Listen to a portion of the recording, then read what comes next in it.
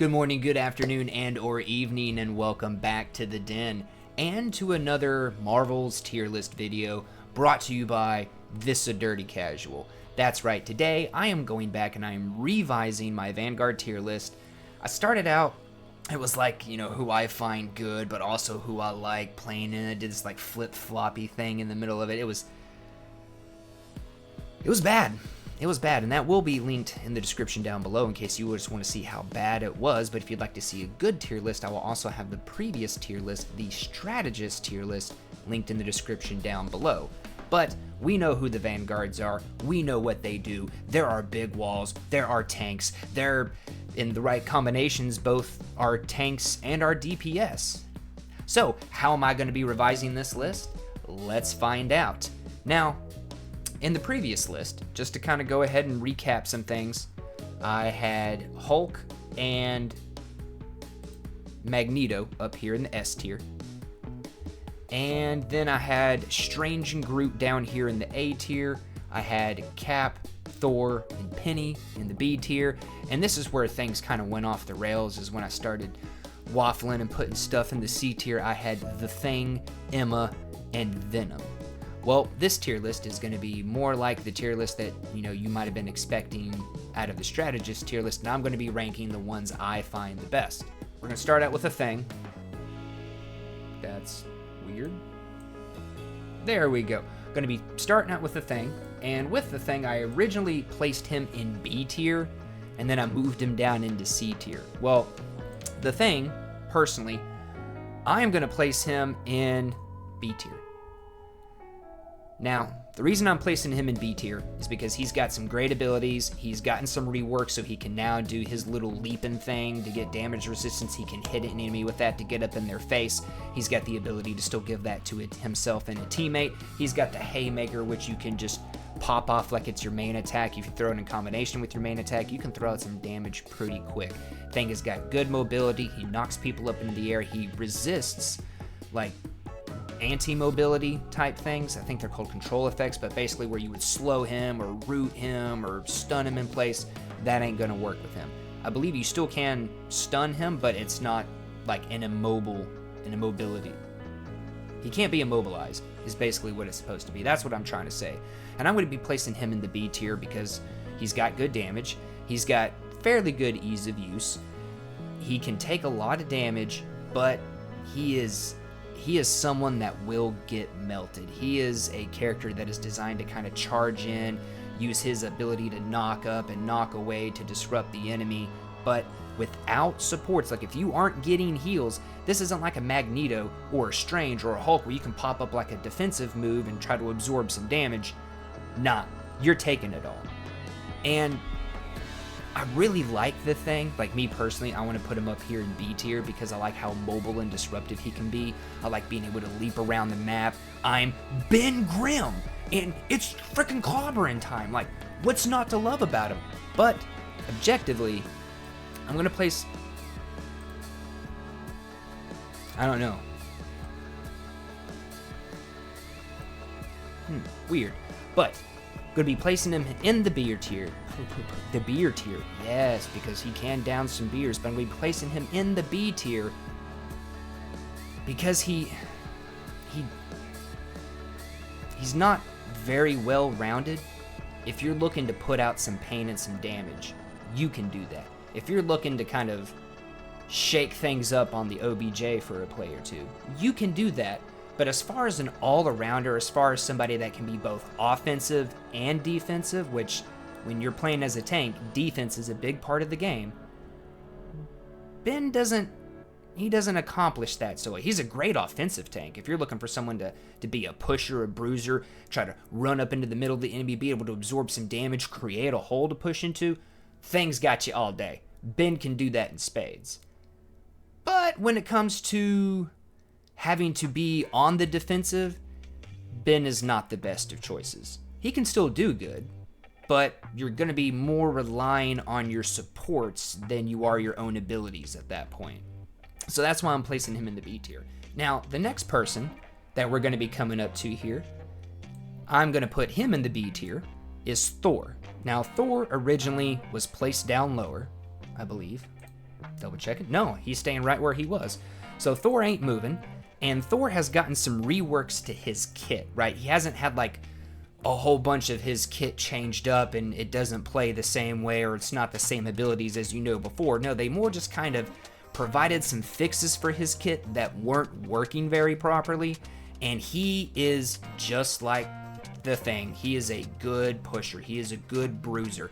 If you got a Thing, a Thor, and a Hulk on your team, I mean, heck, substitute one of those out for a Captain America. There's multiple combinations of Vanguards that you can run, and basically they're gonna be a wall that can absorb damage. Not quite as much as something like Stranger Magneto, but then they're gonna be up in your face, and they're gonna be dishing out just as much pain as some of these duelists will be. He's about the biggest drawback to Thor is, I'd have to say, his ult. His ult is good, it's powerful, it can kill, it hits in an area, but it's one of those ults that's like, behold the God of Thunder! And then like a second later, you're able to slam it down, right? He can cause people to scatter, and for Thor himself, when they scatter, that's not really good for Thor, because Thor's not up in their face. He's not able to start dealing out a whole bunch of pain. He has to pull back, wait for them to come to him, try to use his dash ability to close the distance between them, which he can hit them and knock them back with that, but he's basically having to overextend himself, right? A lot of times when I use Thor's ult, I'll get a kill, 2 kills. There's been times I've gotten 4 or more kills, but more times than not, I get the 1, maybe the 2, and that's because everybody scatters as soon as they hear, behold the God of Thunder, right? And it's not a bad ult. Scattering your opponents can actually be a really good play. Like, especially if they got good cohesion, they're sitting on that OBJ, you can't move that convoy, you can't take the point. Scattering your opponents can be a really good play, and it can be game-changing, especially once you stretch them out, they get spread out. Your teammates are then able to move in and take out a couple of people here and there. You're basically able to throw them off their game, throw off their momentum, and then you're able to get a couple of good picks, and that can change the tide of fights. But it is his weakest point. I mean, it's not a bad ult, right? It's just one that, because of the time it takes for you to slam down and do the damage, a lot of your opponents can scatter, right? Now, with Ben's thing, it's more of just a pop, wave of damage, right? There's no really getting away from it. But the lack of mobility with Thor, I mean, he's great. Like, if you need to absorb some damage and you want to dish out some pain, he's great for it. But if you're needing to get somewhere with any sense of hurry, you're either having to depend on his spin and throw dash, right? Having to depend upon that dash, or you're not getting there quickly. Thor's a great character. He's a powerful character, and he's only gotten better since he got his reworks. Now, for me, it wasn't enough to move him up out of B tier into A tier. I actually like Thor, but me personally, I want to put Thor in the B tier, and that's because of his lack of mobility options. That's because he's not a good all-arounder, right? He doesn't have a lot of good defensive abilities, and his ult. He also drinks beer just like Ben, so B tier is so far the beer tier still. Now, with both the Thing and Thor, let's say your team is all on the offensive and you're raffle stomping. You don't need to worry about defense. You really don't. But that comes situationally down to the game and how it's unfolding. As a character, he's great for damage. He's one of these tanks that's great for damage, but both him and the Thing defensively are a little bit deficient, and that's why I'm placing them in the beer tier. Now, let's see if we can't move up to a different tier, right? Who would I place in a higher tier? Say, the A tier. Well, I am actually going to be putting Cap up from the B tier into the A tier. Cap's mobility allows him to avoid a lot of damage. He's got a shield. It's not a very big one. It can reflect damage back at opponents, right? Which is really cool things. Vibranium shield, and you're getting attacks and whatnot. Now we got a team up where Bucky can come in and slam. Does like a little blast wave. Anyways, team ups don't factor in, but he's got a shield. He's got a block. He is the most mobile. He's definitely the most mobile tank. When you go outside the Vanguard class, I think you got to break into like Flyers or Mantis type people to really outdo him in speed. He can keep up with supports as they're running. He can keep up with other tanks as they're running. He can keep up with DPS as they're running. He's got a good mix of range and melee, which Thor has a little bit of range. Ben, not so much, but Cap's got a great mix of range and melee, and that really contributes to him basically being able to sort of act like a dive tank. He can be defensive. He can help hold points. He can help block damage. That's not his absolute forte. But, I mean, Cap is someone that can both double as a Vanguard and a dive character, and I can't begin to stress how much that mobility can help him out. It really can. It can make him hard to hit. He gets to avoid some damage. If he's able to, say, survive with his mobility, he can even use that speed to kind of give himself, like, you know, enough survivability to get the last couple of points, or percentages rather, of ult, so that way he can then pop his ult and start going ham on people. I mean, he's a pretty good all-arounder. He can do a little bit of everything, and that mobility, I cannot stress how much that mobility comes into play, especially with considering his dive and his dashes. It's a powerful thing.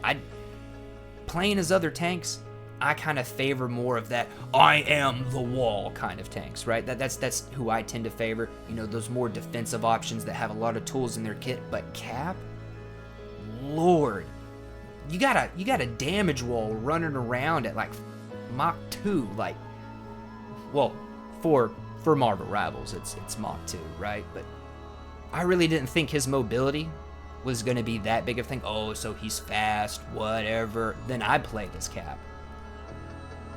Lord, that speed. I can get around the map. If I die, I can get back to the fight really quickly. Like, he's a pretty good all-arounder. He's not a great all-arounder, right? But he's a pretty good all-arounder. He can do a little bit of everything. And he can do a little bit of everything almost as effectively as some of our just big wall tanks. I hate Steve Rogers as a character. I do not like Captain America as a character. I love to rag on Cap almost every chance I get, right? He almost beats Frank to death in the Civil War. I mean, I was really pleased when he got his brains blown out at the end of the Civil War. Of course, that wasn't really Cap. He get his brains blown out. Superheroes don't die. One of the ultimate good guys just for the sake of being good, and that is how I have to describe him in Marvel Rivals. Good. The all-American good guy. He's going in the A tier, and that's moving him up from the B tier. I'd like to put him in B tier. I'm not such a big fan of Cap. I'd actually like to put him all the way down here in D tier because it's Cap. But objectively, he has to go in the A tier. Any of these characters in general that I have changed and would put in the C tier. Yes, I'm going to leave Venom in the C tier, and I do not know why you are struggling so hard today. But I'm going to put Venom in the C tier, and I'm going to leave him in the C tier where he was initially. Venom is highly mobile. He's really fun to play as.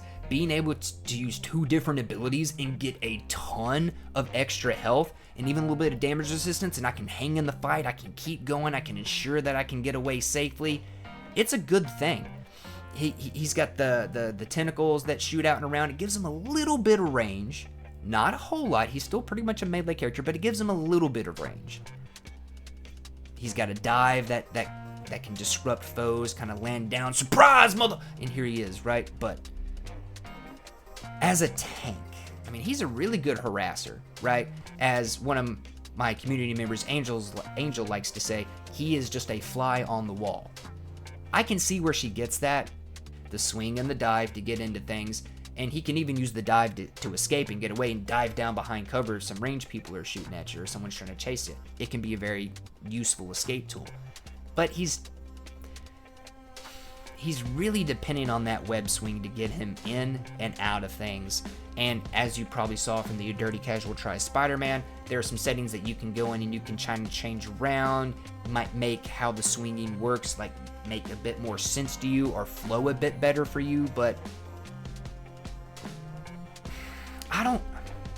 I don't know. There's like, I was able to just manually jump off of one of the balconies, but that wasn't high enough to dive, or I didn't have enough forward momentum or something. I don't know. I had to basically be swinging to be able to do the dive, and that's a bit of a drawback. If I could activate the dive more kind of like Cap, right? I can just kind of jump into the air and then activate my own dive. That would be a much more useful tool at his disposal. In instances in which I've swapped over to a tank mid-game and I'm like, we need another tank, we need to be able to take more damage, Venom's not the guy I go for. Venom, he doesn't have a lot of tools at his disposal, and he's definitely not a well-rounder. He's got great mobility, right? Especially with the web swing, the dives. He's got wall running. He can absorb a lot of damage, so he can be defensive. He could be a wall if he wanted to and just take punishment, but I like him. He's fun. But when I think tank, when I think Vanguard, when I think get the point, hold the point, Venom is not the first guy in my mind. He's not the second guy in my mind. He's not even the third guy in my mind. Honestly, I'm not sure why Venom's a tank. He honestly seems like he'd function much better as a DPS type character. And a DPS type character being able to get a ton of health, like a Magic, or heck, even Wolverine in some niche instances. Most times you don't see him get that much bonus health, but he can. He can get a big chunk. Magic can get a big chunk.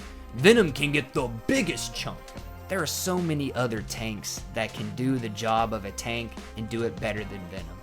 I put Hulk in the S tier initially. He's got a lot of different options to him. He's pretty well rounded.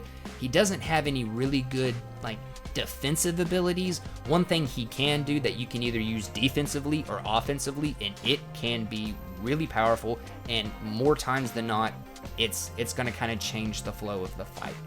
Is it going to change it enough to change the swing of the momentum and allow you and your team to win, or to take the OBJ, or to get the upper hand? Maybe not, but he can still change the tide of a fight, and that is with his morphing, his changing from Banner into Hulk, and then from Hulk into Savage Hulk, pissed off Rage Hulk, Hulk smash, right? You can use his changing of forms when he gets down real low on health to basically save him and kind of refill your health bar, which can allow you to hang in the fight and really tank out some damage. You don't have any like shields really, like you don't have like a big shield like Strange. You don't have like a wall shield like Magneto. You don't have a nice reflective shield like Cap. But to be able to refill your health that way, avoid a death, change the tide of a fight, make people think, oh, we've almost got him, and then Hulk smash, oh crap, right? That can be a really powerful game-changing thing. I do like Hulk's shield in the fact that it's not just about like avoiding damage. As the shield gets hit, it basically converts the damage into super energy, allowing him to either Hulk out or Savage Hulk even more. It's a really great shield ability. I wouldn't really say it's called a bubble more than a shield, because it doesn't really shield you from a whole lot. It can his little bubble shield can get taken out pretty quickly, a lot more quickly than Magneto's. Magneto's is more focused around defense. Hulk's is more focused around helping him to Hulk out more. He's got good melee attacks, and like many of the people that we have seen, like pretty much all these guys that we have up in this roster right now, you're going up against a Magneto putting up his shield, or a Strange putting up his shield, or you're trying to push it on somebody hiding behind an Invisible Woman shield, your melee attacks get around it, of course, because you're getting, basically you're behind the shield when you're hitting, right? So all of them do accomplish that, but Hulk cannot just do that, but with his leap, he can leap into somebody. They can be in the air, they can be far away, they can be almost right in front of him on the ground. He can just like leap straight into him, and that will stun them, and that allows him to be able to dish out a lot more pain. Hulk getting in behind your lines, he can charge his super as he's getting up in your face. He can push you back and stun you as he's getting in your face. He can use that jump to get away. He's got a pretty decent amount of health, and again, being able to say use your ult and then refill your health bar when you're almost near death. It's not really support abilities per se, it's not healing abilities, but he does have the ability to affect his health more that way than most of the other Vanguards. About the only one that beats him in terms of health manipulation, and this guy's going to beat anybody in terms of health manipulation, is Venom, right? But all in all, he's a good well-rounder.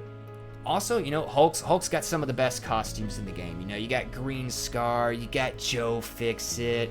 I'm kind of, you know, embellishing a little bit, but he's got some really great skins. That's not why I'm putting him in A tier. He's just a pretty good all-arounder, right? He's got a little bit of defensive abilities. He's got some offensive abilities. He has the ability to stun opponents even with his, you know, by leaping into them. He doesn't really have the ability to save his own teammates like some other tanks can. But, I mean, all in all, he's a good well-rounder. Plus, when he's changing forms, he's invincible. So you can't like damage him as he's going from Hulk into Banner. You can't damage him as he's going from Hulk into Savage Hulk.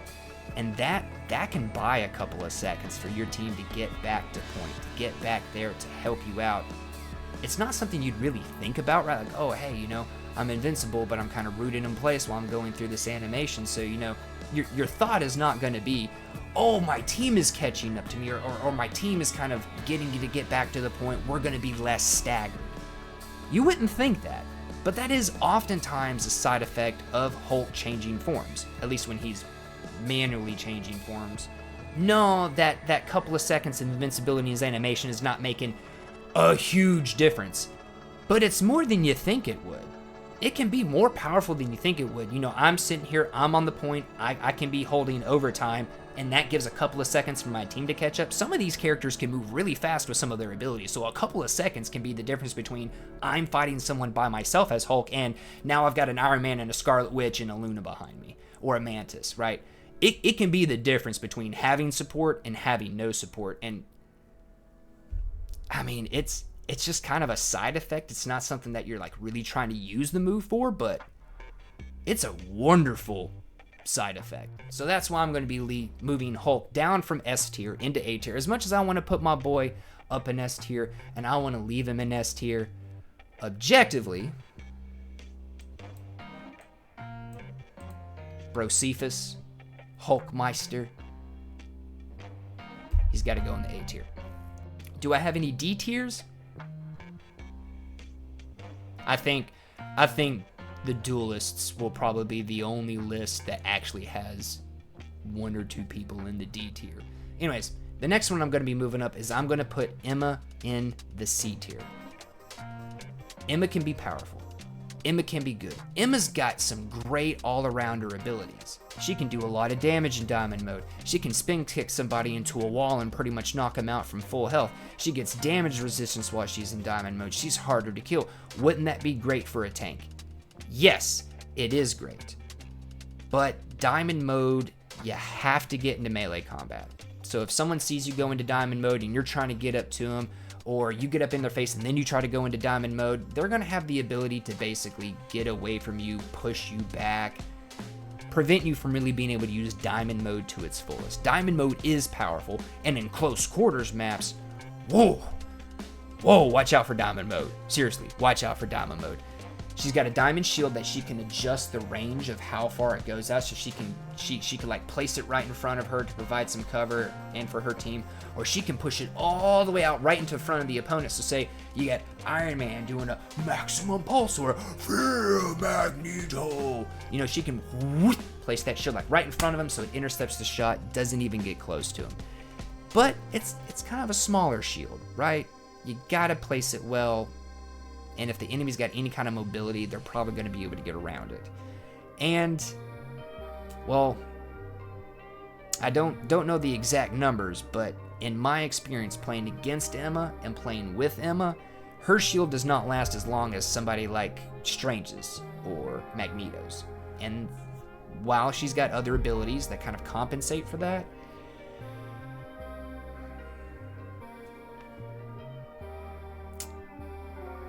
I don't know. Her having a bigger shield could be a really big help. And I'm not saying it needs to be huge, but if it was just say maybe like 5% bigger, I don't think I'd have quite as many complaints about it. Also, it needs to be able to kind of hang in there a little bit longer if it's really going to be a really effective shield. Now, she can pull it back to save it so it don't get broken, she don't go on cooldown, but the size of the shield with how much damage it can take, it can be easily overpowered. It can be very effective in the right hands, but her shield is more of a situational effectiveness than just a general, I am shielding my team from damage kind of thing. Diamond mode, again, can be really powerful. It's better on closer quarters maps, but it is slow. She has a telekinetic ranged attack that does more damage the longer she holds it on somebody. This can be a really good thing. You can use it to finish off people at range. You can use it to provide some pressure on ranged opponents. It's a good main attack. It really is. She has an ultimate that can, well, it kind of stuns you out of being able to use your ult, and then if it hits you long enough while it's doing damage to you the whole time, it can then make you like start to walk towards Emma. Oh god, a well-timed Emma ult. I have personally been on the bad side of the business end and the good side of the business end and seen that thing end games. They didn't get to pull off any of their ults. They took damage. They were getting control affected. We knocked them all out pretty quickly because she was able to hit like the whole team with it. Of course, they're going to be coming back and they're going to be ulting, but by that point, we've probably already built back up to our ults too. Clash of the ults at that point. Emma, while I wouldn't really consider her like a bruiser tank, she's not someone that I'm going to use to push up on the point and create a hole, and she's not really somebody that I'm going to move up onto the point and then plant my flag and be like, I am the wall as Emma. That's not what Emma's for. I would classify her more as a utility tank, with the diamond mode providing some extra damage resistance and being able to spin kick people, whether or not you knock them into a wall and kill them. You can knock them out of position. You can knock them out of line of sight of being able to heal somebody that you need to go down. She's a good utility tank. She's got some great abilities to her, but all in all, I'm putting her in the C tier because when I think of a Vanguard, when I think of what that role should fulfill, utility is not the first thing that comes to mind. Now, I do love how Emma is her own unique tank. She's like the only utility tank we have, which is really cool. It's really nice to see them expanding, outside of damage resistance and blocking damage and dealing damage and having a ton of health. They have created a truly unique character with Emma, and she is really fun. But her utility can be more situational and less general. She's definitely a character that I wouldn't recommend to new players. Pretty much all these guys up here, outside of Venom and Emma, I would recommend to new players, right? If someone's never played tank or they've never played a game like Marvel Rivals, I'm going to be recommending Thing, Thor, Hulk, or Cap, or possibly even some of these other tanks down here. Strange would be a good one. Groot would be another good one. Penny and Magneto are good ones. Emma, if she has made an egregious mistake, the egregious mistake with her is that she's not as easy to pick up and use as a lot of the other Vanguards are. Her utility makes her very powerful. She can change the tide of battle. She can end battles. But I don't know, it all comes down to more situational type things and less general type things. I think that would make me place her up higher because I like having a lot of tools at my disposal. I like having a lot of abilities. I like having a lot of options.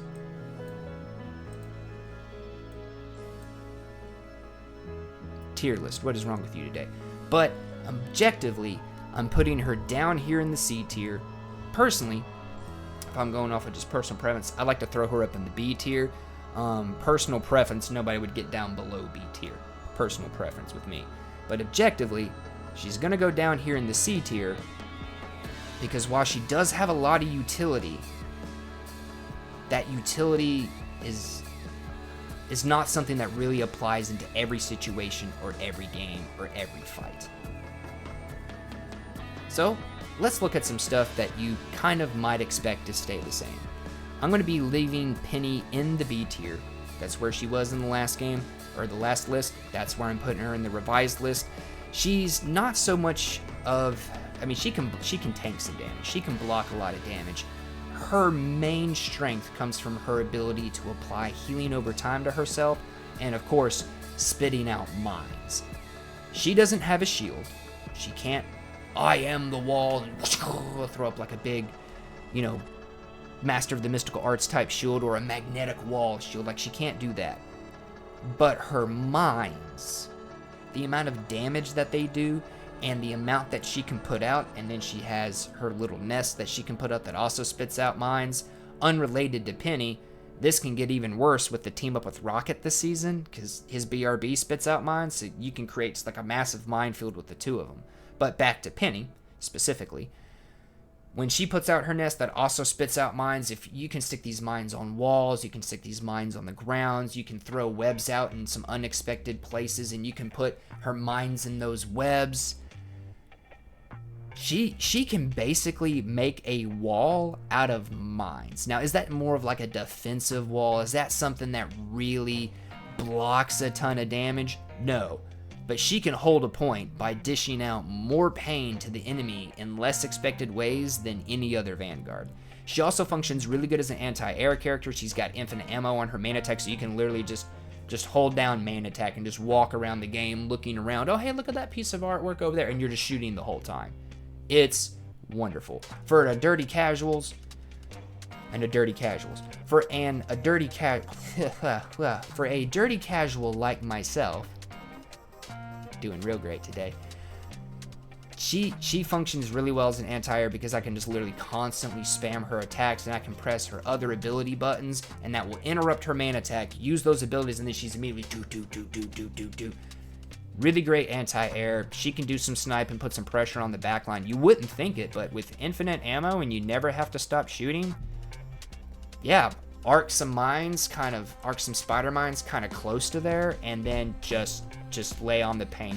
Plus, with her web that she spits out and she can put her mines in, that also locks up, immobilizes, and stuns an opponent, which, with how frequently she can put it out, it is so annoying and very powerful. She can even use her web pool, because she doesn't have like a shield that has the ability to block like Magneto or Strange. There are multiple times that I've seen somebody like a Fear Magneto or Maximum Pulse or, you know, a Plasma Burst or something coming at my team, and I have been able to throw out my little web pool and pull myself away from my team into the line of fire, whoosh, and take that entire ult.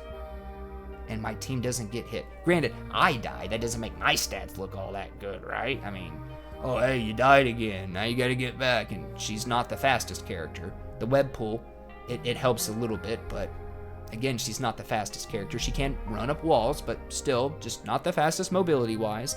That can take her some time to get back to the fight, which can be a bad thing if you're the only tank. But, I don't know, I kind of just did it instinctually one game, like not even, I wouldn't even say instinctually. I just Iron Man was gonna do a maximum pulse, and I wasn't gonna be able to kill him in time, so I was just like, the heck with it, let's try it. Whoosh, shoo, pulled myself like almost right up in his face, absorbed the entire shot. No one on my team, I think one of my team got hit, but they didn't die from it, right? So they took some damage, but they didn't die from it. It was close enough to do some damage. But still, like, I don't know, me personally, when I think about, you know, web slinging and whatnot, I'm not thinking of let me web sling my way right into the attack to absorb the entire attack and die and save my team. That's not really how you think at first, but it is something really powerful that you can do that's really unexpected with Penny. And her having unexpected things, the mines, healing over time, the web pool so you can use it to block a shot, infinite ammo, those are all just things I wouldn't expect to find on a tank. You don't find them on any other tank, but you find them here on Penny. It's the mech suit, it's not really Penny, whatever. I'm putting her in the B tier because she's one badass gal, and she's got a lot of abilities that you're not gonna think about being there. Now, if you recognize Penny there and you immediately get, whoa, mines, yeah, that lessens Penny's effectiveness a little bit. Especially if you're looking out for the mines, you know she's there, and you're trying to pick off those mines like you would an Ankh or a clone. Yes, that limits her effectiveness. You take out her mine layer, take out her big nest, that limits her effectiveness.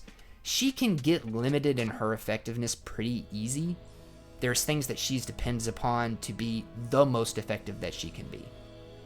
You take some of those things away, and suddenly then she can absorb some damage and throw out some pain with infinite ammo, but she's not really as effective as she was with those things active. She's got a good ult. The ult's highly mobile. She can melee and knock people up. She can keep placing more mines out. She can constantly be dropping down little webs. That way she can get healing over time while she's in her ult. The healing over time is, I mean, it's healing over time. It's good. It's not going to save you, right? It can help you hang in fights longer, but if you're depending upon that healing over time to save you, no. She's, as far as looking at as like a generalist goes, like from a generalist perspective, how easily can someone pick her up? How effective are all her abilities in just any average situation? She's pretty darn good. She's pretty darn good. She doesn't have too many situations in which she doesn't have the ability to excel in some way in, but those situations, if they limit her abilities, at that point she more just functions as a DPS with a lot of health. But with her mines, with her nest, with the healing over time, with all that, shebang going on, with her whole kit involved, yeah, she could be a really good tank. And now we come down to the last three tanks we got. I had placed Strange and Groot in rank A, or in the A tier, and I had put Magneto in the S tier. So, is any of that going to change? Well, it is a little bit. Groot, I'm going to move up to the S tier. As a tank, the only real complaint I have about Groot is that he is slow. So slow.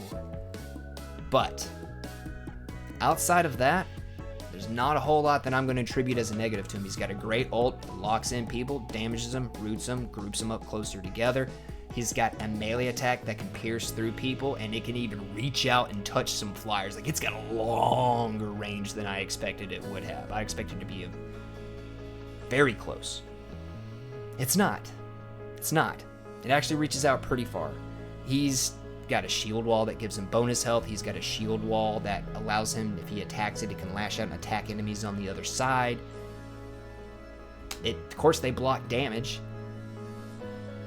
He's got a little cluster bomb he can throw out for a little bit of extra damage, do a little bit of area of effect. He's not got a whole lot that he can't do. I mean, he's even got utility built into some of his defensive capabilities. Being able to lash out and hit enemies, get bonus health. All really great things. His ult, if you're able to grab somebody that's in their ult with it, you can pull them out of it. If someone's in their ult, you can root them in place. Their ult's not going to be effective. You can limit their line of sight with walls. You can create defensive bastions for your team. But really the only thing that you can't do is, as Groot, is heal. Like, you ain't got no healing over time like Penny does, but you can get bonus health. Now, not as much bonus health as someone like Venom, but he's just a great all-arounder. The main skill with his kit is learning to rotate and how to place your walls. Outside of that, there's not a whole lot of stuff that I can say negative about Groot. He's a really solid tank. He's a really solid wall. With his ability to reach out and hit people with his main melee attack and his ult, he can put some pressure, he can move up, he can create a hole. This is not something that factors into Groot, but you can even bring Jeff or Rocket on your shoulder with you. Granted, in my experience, it more just kills the person on your shoulder than it does anything else, and I say that from playing against Groot with shoulder riders. But it's something else he can do. Granted, Again, it's not something, the team up is not something I'm throwing in that places him in the S tier. He's in the S tier just because of his own abilities and everything he can do by himself, whether or not he's got a team up. He's just a really great tank. He's been a really great tank. I put him down into A because of how slow he was, but that slowness with his reach and some of his other abilities, it doesn't affect the character as much as I thought it would. He's just a great all-arounder. He just really is. There's not a whole lot tank-wise that Groot can do, or that other Vanguards can do, that Groot can't do. I mean, you can even block, ults coming in at you, like a Fear Magneto or a Maximum Pulse if you're able to rotate your wall and plant it up on a piece of elevation, right? You're able to, say, not just like plant it like a flat wall in front of you. You can block ults with that. It can be just as effective as a Strange or a Magneto. He does it all. I don't know, there's not a whole lot he can't do. He's got utility, he's got damage, he's got health. Now we're down to Strange and Magneto. Magneto is going to go ahead and stay up in the S tier. I am going to be hard pressed if you were to ask me who is the best tank. I'm going to be hard pressed to pick between Groot and Magneto. I really am. I'm going to be hard pressed. And while we're looking at the S tier, I'm going to throw Strange up into the S tier from the A tier. These guys, all three of them, I would be hard pressed to sit there and tell you which tank is best out of those three. I really would. They're all great. Magneto and Strange both have a big shield wall they can pop up, put up. Magneto has a bubble for defense that he can put out on somebody or himself, and unlike Hulk, where it just kind of hits in a radius around him, he can literally just be like, you, shielded. It's really great. You can shield somebody else while you're shielding from another direction. You've got the ability to throw out your mana attack. It has a little bit of splash. You can hit people around corners with it. You can hit multiple flyers with it. Say if like you got an Ultron and an Iron Man grouped up close together. He's even got the ability to push people back as he does damage with his right click. And, as he gets the ring built up around him, he can push somebody back, kind of stall their momentum a little bit. I've been able to stall a Penny momentum before with that. Avengers assemble! And here comes Cap leaping in. It's just pushing back a little bit, right? It can help out. Not necessarily decisively game-changing, but, if you hit somebody that's throwing out like a ranged ult or something, you can push them off their mark and make their ult miss. You can block ults with Magneto's shield wall. Now, the little purple bubble, that's not going to stop an ult. That person's probably still going to die if they get hit directly with an ult, just because of how much damage ults do. But if they've got any kind of healing over time, any kind of defensive buff, any kind of damage resistance, any kind of bonus health, that shield will probably save them from an ult. Magneto to me is the ultimate pusher tank. He's oh gosh, I'm gonna mess this up. He's like a siege wall, and I'm probably messing up the name of that tool. But a siege wall is this old fortification battlement war tool where basically you just have a giant castle wall and it's on a set of wheels and you're able to push it forward. This provides cover from archer attacks, arbalests, maybe not so much trebuchets, catapults a little bit. There's a lot of anti-infantry stuff that a mobile wall can stop. And Magneto is the ultimate mobile wall. He can push, he can hold the line, he can deal out some pain, and fear Magneto! Jumping back over to Thor, that thing makes people scatter just like the Thor ult does. And I'm telling you, man, being able to scatter your opponents, that's not something that like, oh, hey, I'm going to use my ult. I'm going to scatter these opponents. That's how I'm going to finish this fight, by scattering my opponents. No, but it's a really great side effect because when they scatter, they string themselves out. They stagger themselves. You can knock them out 1, 2 at a time. Suddenly the enemy team's trying to get back to you. They're staggered. Scattering your opponents, changing that momentum, stalling their momentum, that can be a really powerful thing. Not to mention, once you get it charged up a little bit, you can kill some supports in their ults. very powerful. Magneto is like the ultimate mobile wall for me. Changing things around to Doctor Strange, he's like the mobile wall placement. He's like, or not the mobile, but the ultimate wall placement. He's the ultimate, I'm here, I'm not going anywhere, right? Strange and Magneto are kind of opposite sides of the same coin to me. One's more defensive, one's more offensive, but they can both be offensive, they can both be defensive. You're hard pressed again with these three up here. You got portals, you got the Eye of Agamotto, you got that nice little whip attack, you got the nice sword attack, you've got the ranged darts. It is in my mind, it's impossible to determine which of the three of these tanks are the ultimate tank, are the best tank. But that is my Vanguard tier list, at least revised, and I'm interested in hearing your comments in the comments section down below. Not necessarily comparing this Vanguard tier list to the previous Vanguard tier list, but where I rank the characters, how I rank the characters, the reasons I put the characters in the tiers that they're in. Do you agree with them? Do you disagree with them? Would you change any of the rankings? I am very interested to hear your comments in the comments section down below. While you're down there, if you can hit like, share, and subscribe for me. Liking the video really helps things out, and I want you to subscribe so you don't miss more Marvel Rivals videos and content. We also do some streams on Fridays and Saturdays. But whether you like, share, and subscribe or not, and you know that you should, I hope all of you have a wonderful rest of your day and a wonderful weekend. Well, when this video comes out, a wonderful rest of your week. Thanks, guys.